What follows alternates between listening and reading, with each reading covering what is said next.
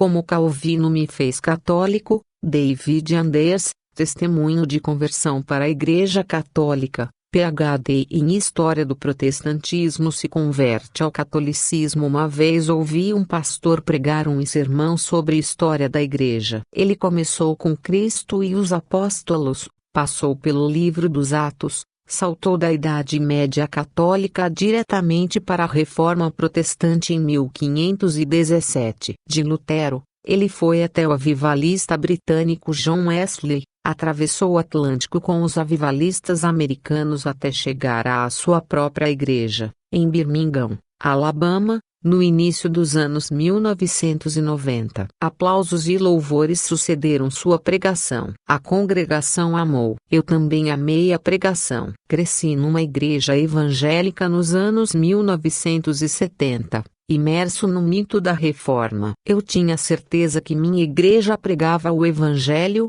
que ela recebeu inalterado dos reformadores. Depois da faculdade, obtive um doutorado em História da Igreja, o que me permitiu provar aos pobres católicos que eles estavam na igreja errada. Nunca pensei que o meu próprio fundador, o reformador João Calvino, me levaria à Igreja Católica. Eu fui criado presbiteriano, uma igreja que se orgulha das suas origens calvinistas, mas eu não me importava muito com denominações. Minha igreja praticava uma espiritualidade bíblica, sikh, semelhante à da maioria das igrejas evangélicas. Na faculdade cristã e no seminário encontrei a mesma atitude. Batistas, presbiterianos, episcopais e carismáticos adoravam e estudavam lado a lado, todos apegados à Bíblia, mas em desacordo quanto à forma de interpretá-la. No entanto, nossas diferenças não nos preocupavam. Diferenças sobre os sacramentos,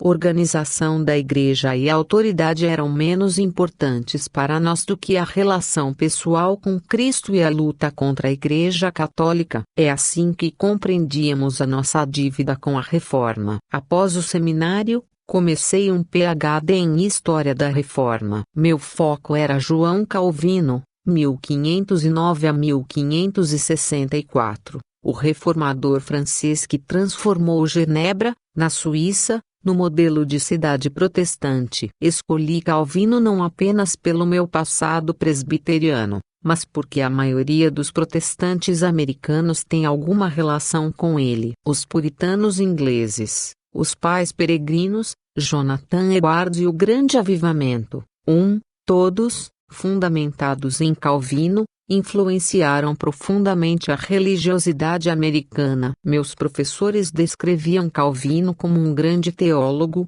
nosso teólogo. Eu pensava que se dominasse Calvino, eu conheceria realmente a fé. Para minha decepção, dominar Calvino não me levou a nenhum lugar que eu esperava. Para começar, eu descobri que não gostava dele. Conheci um homem arrogante, julgador e inflexível. Mais importante, Calvino destruiu minha visão evangélica da história. Eu sempre assumi como verdade a perfeita continuidade entre a igreja primitiva, a Reforma e a minha igreja. No entanto, quanto mais eu estudava Calvino, mais estranho ele me parecia. Muito diferente dos protestantes de hoje. Isto me levou a questionar toda a narrativa evangélica, igreja primitiva, reforma, cristianismo evangélico. E se os evangélicos se desviaram de Calvino e da reforma, o fio da história se rompeu. E se ele se rompeu uma vez, entre a reforma e hoje,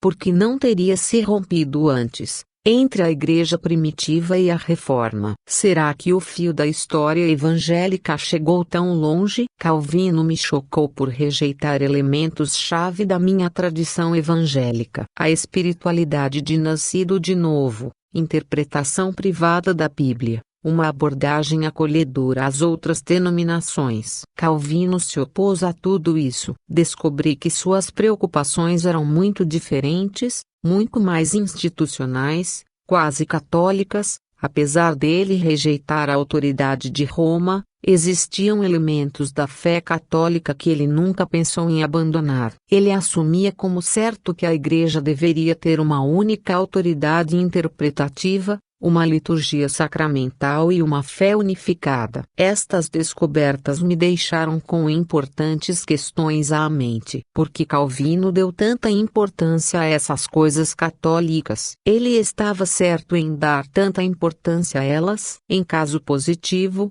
ele estaria certo em abandonar a Igreja Católica? O que essas descobertas me ensinavam sobre o protestantismo? Como minha igreja podia chamar Calvino de fundador estando tão longe dos seus ensinamentos? Será que toda a teologia protestante estava destinada à confusão? Entendendo a reforma calvinista, Calvino foi um reformador da segunda geração, 26 anos mais novo que Martinho Lutero. 1483 a 1546. Isso significa que já na sua época a reforma se havia dividido em facções. Na sua terra natal, a França, não havia apoio do rei ao protestantismo e nem liderança unificada. Advogados, humanistas, intelectuais, artistas e artesãos liam os escritos de Lutero, junto com a Bíblia, e adaptavam o que lhes agradava, na confusão que é um típico fruto da tese do livre exame,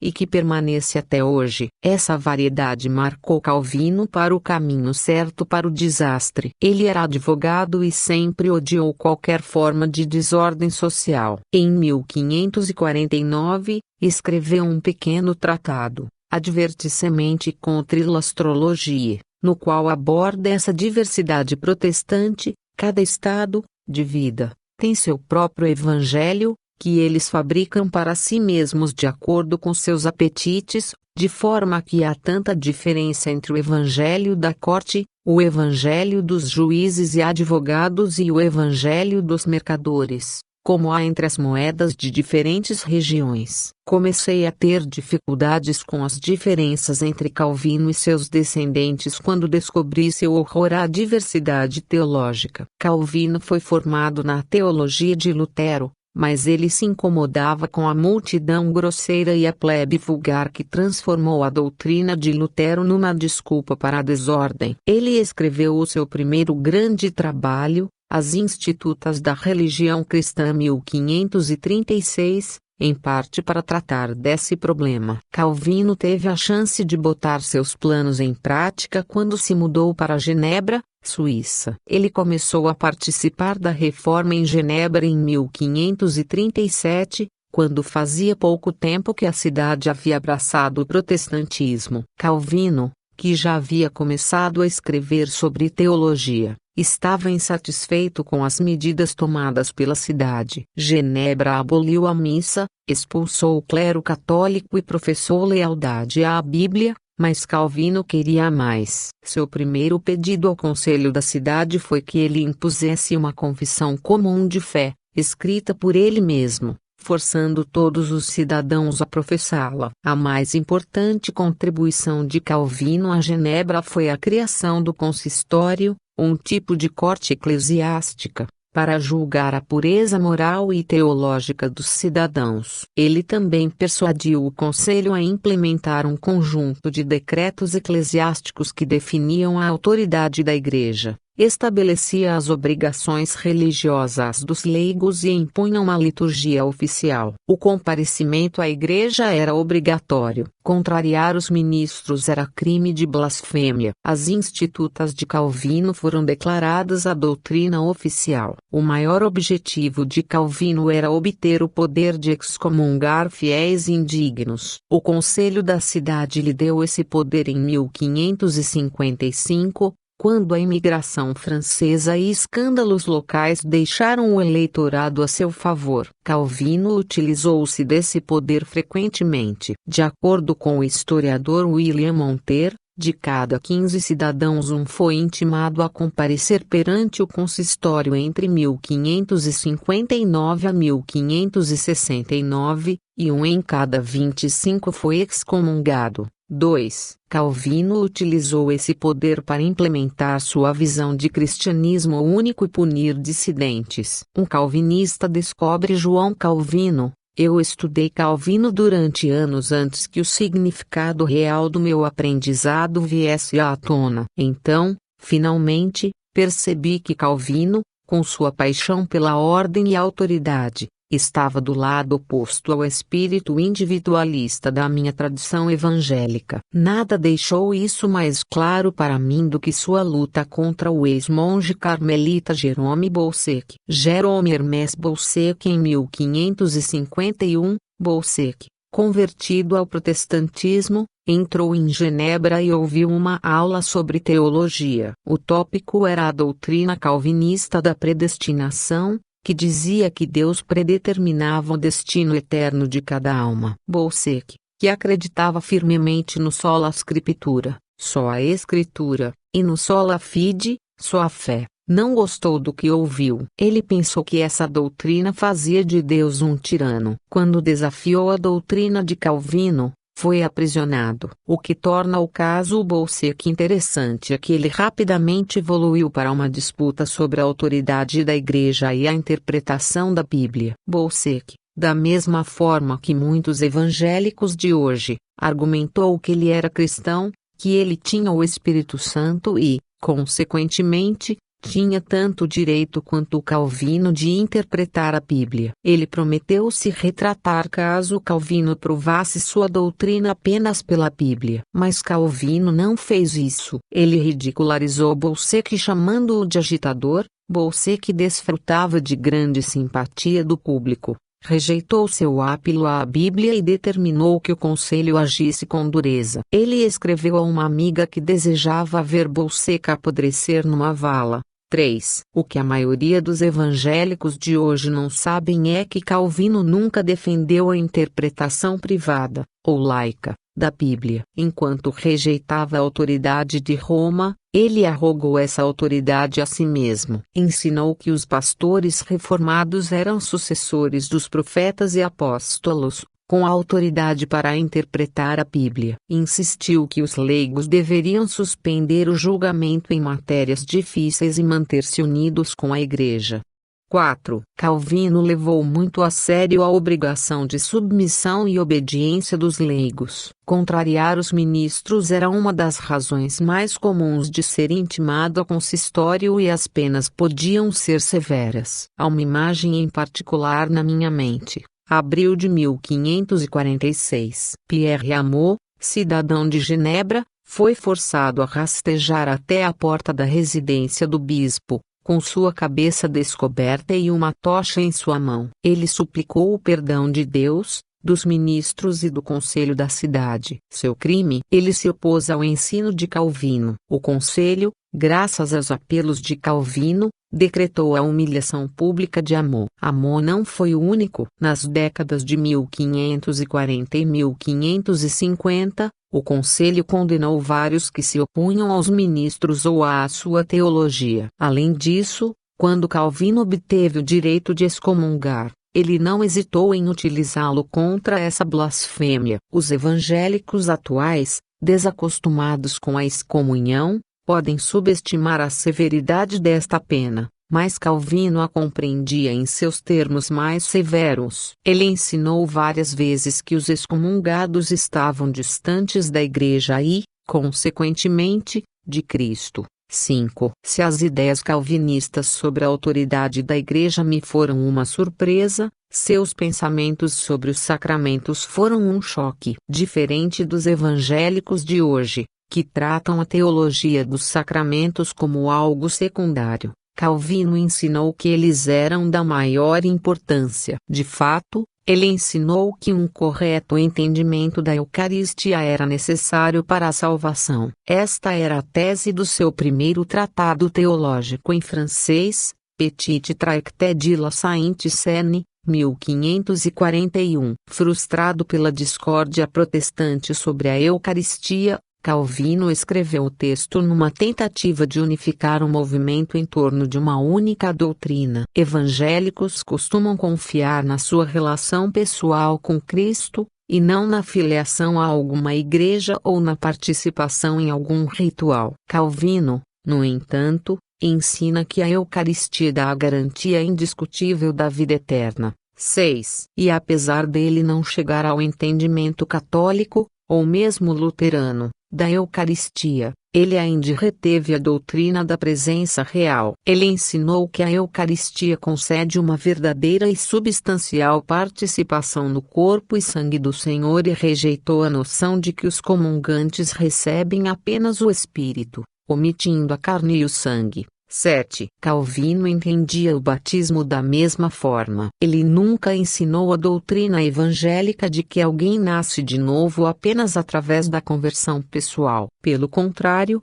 ele associou a regeneração com o batismo e ensinou que negá-lo era negar a salvação. Ele também não permitiu diversidade no modo de receber o batismo. Os anabatistas de Genebra, que só batizavam adultos, foram presos e forçados a pedir perdão. Calvino ensinou que os anabatistas, ao negar o sacramento às suas crianças, colocam-se fora da fé. Uma vez, Calvino persuadiu um anabatista chamado Hermann a entrar na Igreja Reformada. Sua descrição do evento não deixa dúvida sobre a diferença entre Calvino e o evangélico moderno. Calvino escreve: Hermann retornou, se não estou enganado, de boa fé à amizade da Igreja. Ele confessou que fora da Igreja não há salvação, e que a verdadeira Igreja está conosco. Consequentemente, ele era um desertor enquanto permaneceu numa seita separada da Igreja.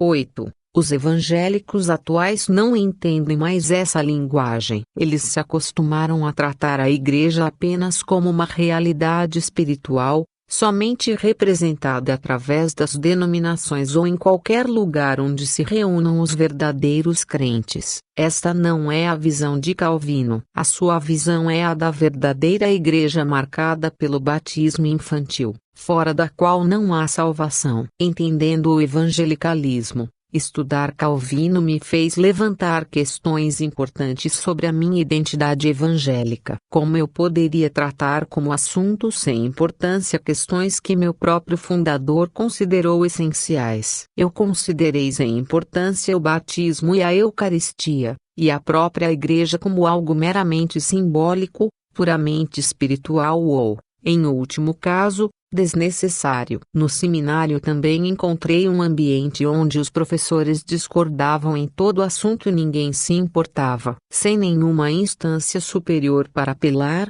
nós permanecemos numa teologia do mínimo denominador comum. A história da Igreja, porém, me ensinou que essa atitude é recente. João Calvino tinha grandes expectativas pela unidade e catolicidade da fé, e pela centralidade da Igreja e dos sacramentos. Mas mesmo o calvinismo não conseguiu fazer isso. Fora de Genebra, sem a força do Estado para impor uma versão, o próprio calvinismo se dividiu em facções. No seu livro Ortodoxies in Massachusetts, Reading American Puritanism, a historiadora Janice Knight detalha como este processo começou logo no início do calvinismo americano. 9. Não surpreende saber que, no século XVIII, líderes calvinistas dos dois lados do Atlântico desistiram da busca pela unidade. A nova abordagem era enfatizar a experiência subjetiva do novo nascimento em si mesma, uma doutrina nova,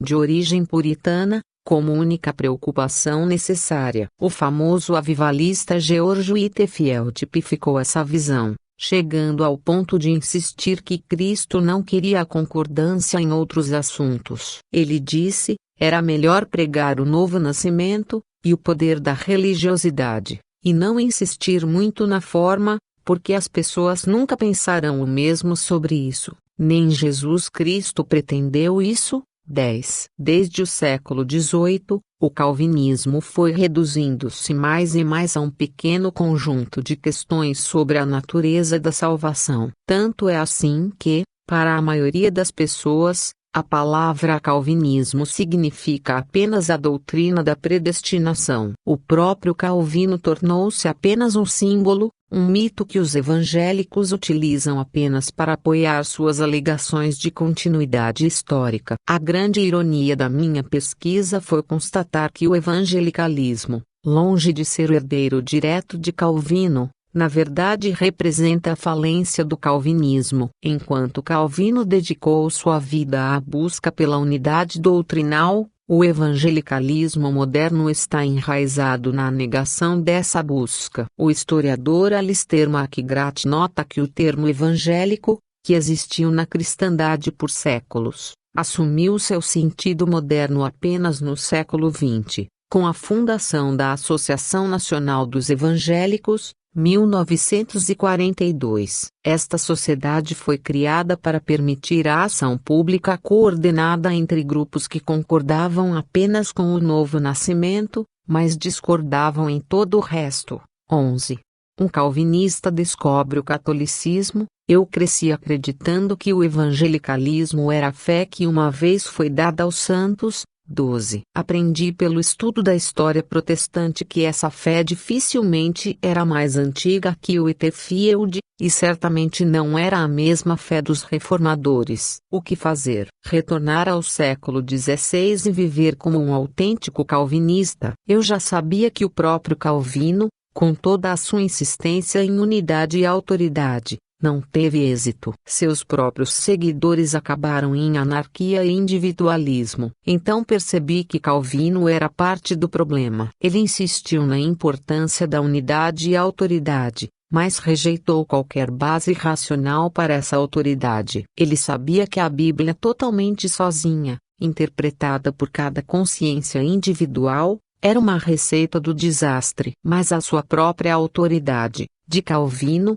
era totalmente arbitrária. Sempre que era desafiado, ele apelava à sua própria consciência ou à sua experiência subjetiva, mas ele negava esse direito a Bolsec e outros. Como resultado, Calvino se tornou orgulhoso e severo, brutal com seus inimigos, intolerante. Em todo o meu estudo sobre Calvino, eu não me lembro de ele pedir desculpas ou admitir erros uma única vez. Eventualmente, constatei que a atitude de Calvino contrastava com a atitude dos maiores teólogos católicos. Vários deles eram santos, reconhecidos por sua caridade heróica e humildade. Além do mais, eu sabia pelos seus escritos, especialmente de Santo Tomás de Aquino, Santa Catarina de Siena, Santa Teresa de Ávila e São Francisco de Sales, que eles negavam qualquer autoridade pessoal para definir doutrina. Eles se curvaram voluntariamente, até alegremente, à autoridade do Papa e dos concílios. Eles podiam manter um ideal bíblico de unidade doutrinária, 1 Coríntios 1,10, sem afirmarem ser a fonte dessa unidade. Estes santos também desafiaram o estereótipo de católicos que eu tinha. Evangélicos frequentemente assumem que são eles os únicos que têm uma relação pessoal com Cristo. Católicos, com seus rituais e instituições, são supostamente alienados de Cristo e da Bíblia. Apesar disso, encontrei, nos santos, homens e mulheres totalmente focados em Cristo e inebriados com sua graça. O teólogo católico que teve o maior impacto em mim foi, sem dúvida, Santo Agostinho, 354 a 430. Em toda a minha vida, ouvi que a igreja primitiva era protestante e evangélica. Meus professores do seminário e até mesmo Calvino e Lutero sempre apontavam para Santo Agostinho como seu grande herói da igreja primitiva. Quando eu finalmente pesquisei Agostinho,